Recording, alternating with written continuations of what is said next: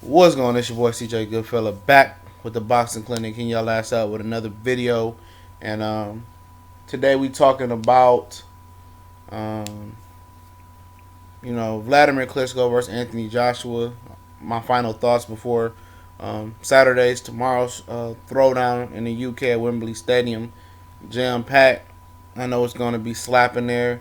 And, basically, this is a passing of a torch, the correlation of Anthony Joshua tomorrow, and everybody wants to be a witness, like he's LeBron James. But like I said before, experience. He hasn't had the experience. He's trying to get the experience, go through the adversity, um, and everything that comes with being a top dog in one fight, and that's hard to do. To get that experience of maybe being cut, having to dig deep in the 10th, 11th, 12th round, the championship rounds, um, and dealing with some adversity or other adversities on along the way. He hasn't dealt with yet in the sport of boxing. What do you do when you get hurt? What do you do when you get a body shot you don't like? If you get hurt, can you buy time? Can you improvise? Things of that nature. And I know Wladimir Klitschko has been out the ring for 18 months, but his trainer and you know, predecessor of Emmanuel Stewart, Jonathan Banks, I just watched the interview right before I hopped on here, said that he's been training ever since.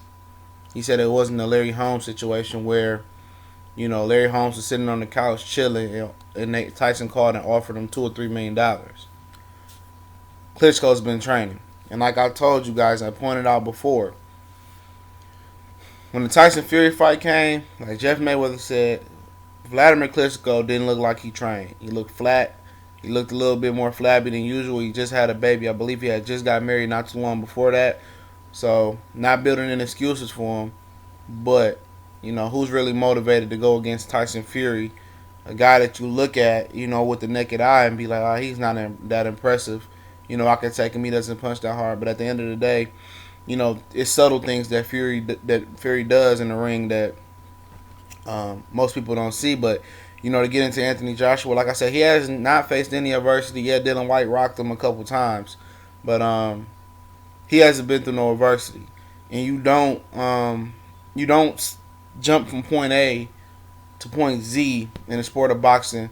It's very rare that you do that in one fight.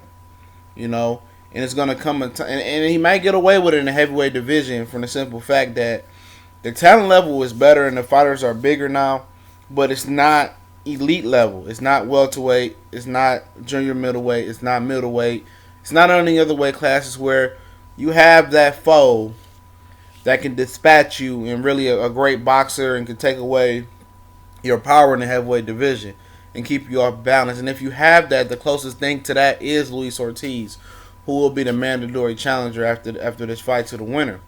That's the closest thing that you have to it in the sport of boxing. By the way, he said he's not taking no step aside money from Anthony Joshua. He wants his shot. We'll see if he's still singing the same tune after tomorrow results. But like I said, let's see if Joshua can get past Klitschko. We know Klitschko has a questionable chin at best, and what he's gonna have to do, if he thinks he's gonna go over there and just overpower Wladimir Klitschko and walk through him, we'll see early. He might go for the kill early. With Charles Martin, he was a little bit more patient. But like I said, the thing that's getting lost is Wladimir Klitschko is a huge puncher, just as good a puncher as Anthony Joshua. Over his career, he's knocked out a lot of guys, hard. Why people are not taking that into reasoning, into thought, is because Wladimir Klitschko hasn't been letting his hands go. He's been pawing that jab, looking for that straight cross or that right, and that's what he looked for. Is Joshua the type of fighter that can take away that, can take away Klitschko's best asset or any other fighter's best asset? I don't think so, in my opinion. Can Klitschko take away Anthony Joshua's best asset and power? I think the professor is more prone to do that than Anthony Joshua at this point. I don't see Anthony Joshua being a special skill fighter. he's improving, but it's nothing special about his skill set. He has some good power and some good punches, but his punch variety is not great. And neither is Klitschko's at this point in his career, but I tend to trust him more. And that's why I'm going to go with Klitschko by 10th round stoppage, like I said before. But like I said, I wouldn't be a bit surprised if Anthony Joshua pit Klitschko on ice at any point of this fight, and his brother and his trainer Jonathan Banks scoop him off the ring.